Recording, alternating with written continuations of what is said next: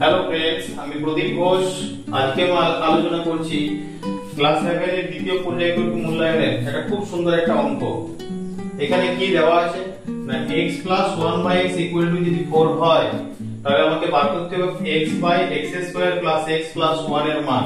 তাহলে কি করব আমরা প্রথমে, যেহেতু আমাকে x + 1/x এর মান দেওয়া আছে, এখানে আছে কি, এখানে তো নেই x + 1/x, আমাকে প্রথমে x + 1/x এর আকারে আনতে হবে। তো কি করব, প্রথমে অঙ্কটাকে টুকব x/x² + x + 1। এরপরে কি করব না এই যে x আর নিচে আছে x² + x + 1, উপর নিচে আমি কি করব x দিয়ে ভাগ করব। তাহলে আমরা কি করব না x + 1/x এর আসবে। কিভাবে আসবে না, উপরটাকে আমি কি করছি x দিয়ে ভাগ করছি, বাই নিচে আমার কত আছে x² আছে, x² টাকে x দিয়ে ভাগ করলে এরকম হচ্ছে, প্লাস x আছে x কে ভাগ করলে x/x প্লাস 1 কে x দিয়ে ভাগ করলে 1/x।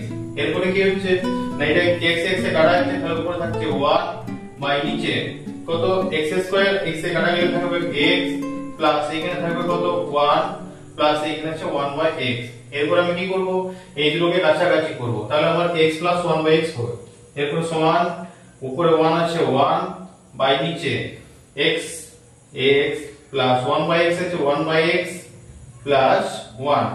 এরপরে এই মানটা বসিয়ে দেব, এখানে এই x + 1/x আছে তার মানটা বসিয়ে দেব। তাহলে উপরে 1 রইলো, বাইরে x + 1/x এর মান কত 4, এখানে 4 লিখলাম, প্লাস কত আছে 1 আছে 1 সমান। এরপরে কি করব, উপরে 1 আছে 1 বাই নিচে কি করব এতলে যোগ 4 + 1 মানে কত 5। এটা হচ্ছে আমার কি না অ্যানসার।